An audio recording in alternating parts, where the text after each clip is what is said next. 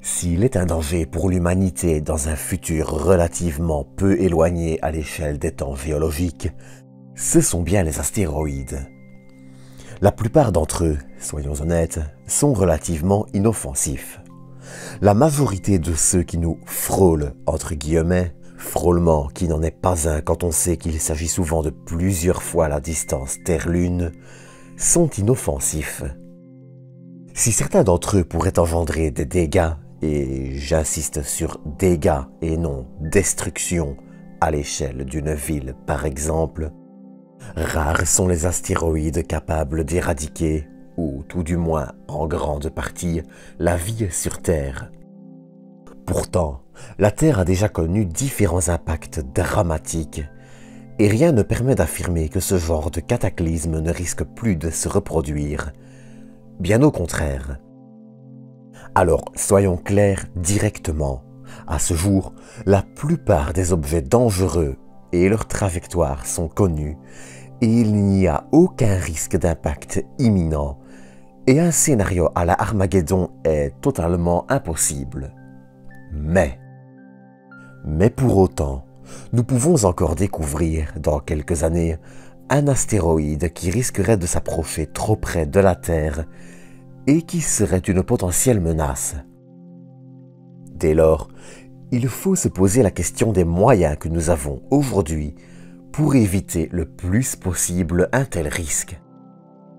Et justement, ce mercredi matin, une Falcon 9 de SpaceX lançait la mission DART de la NASA, qui s'en allait tenter de dévier un astéroïde double, à savoir 65803 Didymos et sa lune Dimorphos. Alors, si vous le voulez bien, je vous propose de nous retrouver après le générique pour parler de ces deux objets, de DART, sa mission et pourquoi elle est cruciale.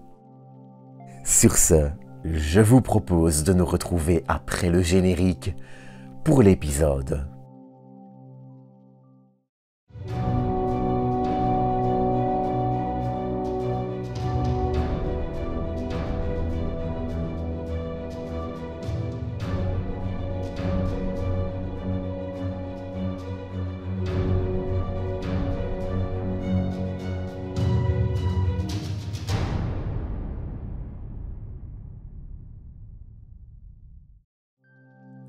Si vous ne le connaissez pas encore, laissez-moi vous présenter l'astéroïde Didymos.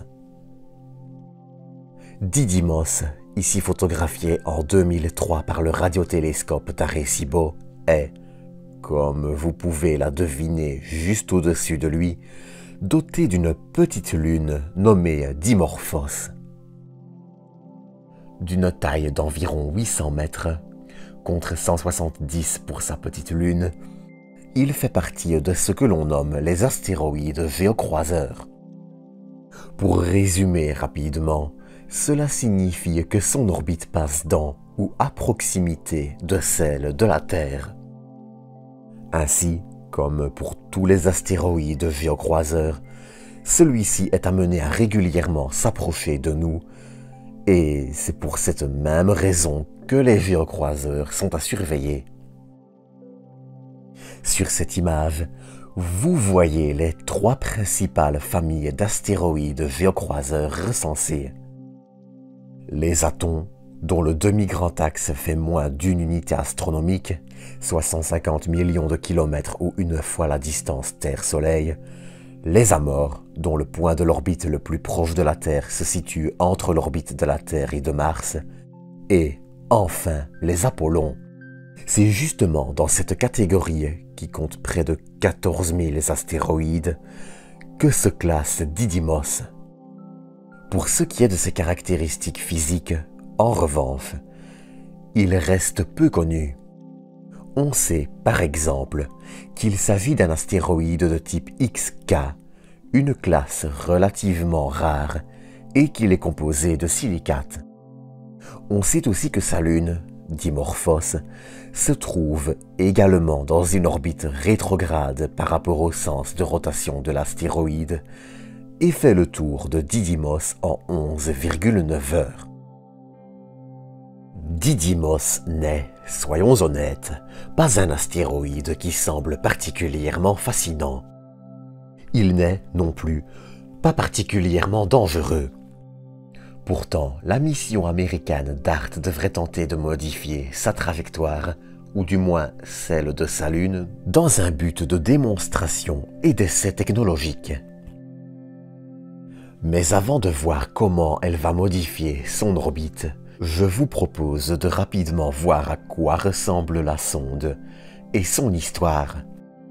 DART, pour Double Asteroid Redirection Test, est une petite mission d'environ 610 kg. Elle a été développée dans le cadre du programme de défense planétaire de la NASA, qui comprend également la recherche d'astéroïdes géocroiseurs. Ce qu'il faut savoir, c'est que les origines de DART sont relativement anciennes. En 2004, c'est l'ESA qui se penche sur différents concepts de mission pour dévier un astéroïde. L'une d'elles est la mission Don Quichotte, mission comprenant un impacteur et une sonde pour observer l'impact et son effet. Hélas, la mission ne dépassera jamais le stade du concept, faute de financement. Mais début 2013, l'ESA se repenche sur le concept, cette fois-ci avec l'aide de la NASA. Cette dernière fournira l'impacteur et l'ESA la sonde d'observation pour la mission désormais baptisée AIDA. AIDA comprend un impacteur, DART, et un orbiteur, AIM. Mais en décembre 2016, l'ESA décide d'abandonner sa part du projet et, sous l'influence de l'Allemagne, se concentre sur le développement de la mission martienne ExoMars. La NASA fera alors le choix de continuer le développement seule et la construction débutera en juillet 2018. Mais en 2019, un autre rebondissement européen allait encore survenir.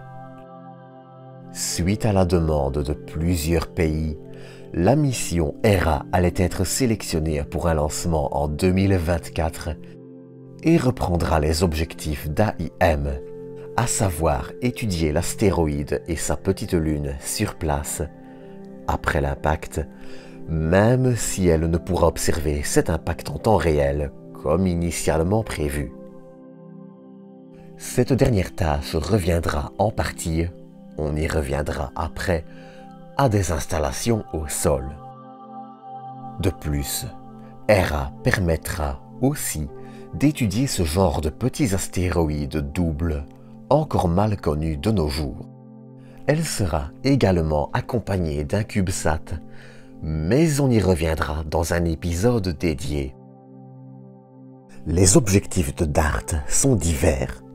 Outre le fait de démontrer la capacité à légèrement altérer la trajectoire d'un astéroïde, son système de guidage autonome devra démontrer sa capacité à frapper une cible de 150 mètres en son centre.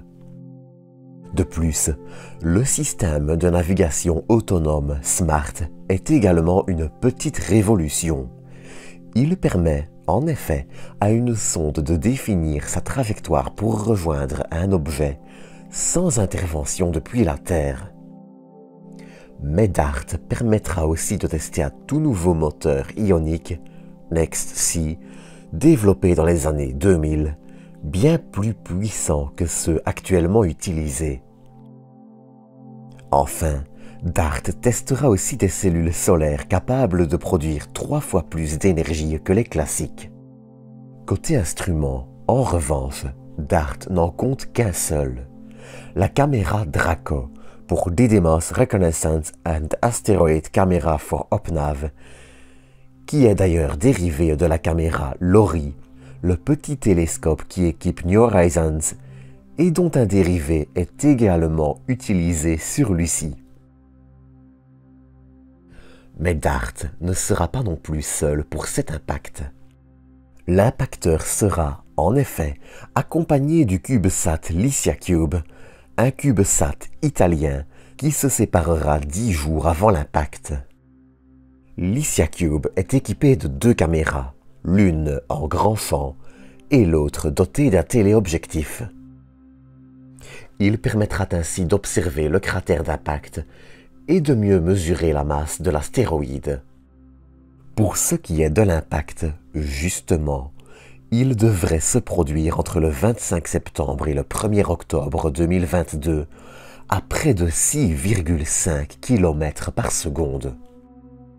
La caméra de DART, Draco, prendra, elle, des images en continu jusqu'à 2 secondes avant l'impact, et cette dernière image devrait, d'ailleurs, montrer des détails de 20 cm à la surface de Dimorphos. D'ailleurs, l'impact devrait accélérer suffisamment la Lune pour ralentir de 10 minutes le temps qu'il lui faut pour faire le tour de Didymos. 3 minutes après l'impact, ce sera le CubeSat Lysiacube qui survolera Dimorphos en permettant d'observer le nuage de poussière créé, la taille du cratère et j'en passe, en attendant l'arrivée d'Hera en 2027. Mais DART devrait aussi visiter un autre astéroïde.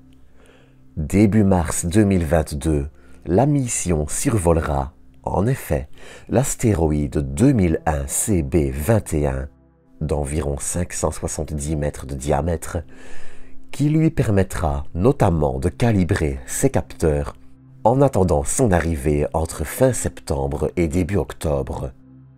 Mais ça, c'est un autre sujet. En attendant, c'est sur ceci que l'on va se quitter pour l'épisode d'aujourd'hui. Comme d'habitude, j'espère que vous l'aurez apprécié, et si tout va bien, je vous donne rendez-vous ce soir à 19 h pour un nouvel épisode. D'ici là, prenez soin de vous, prenez soin des autres, et à bientôt pour une nouvelle dose d'espace.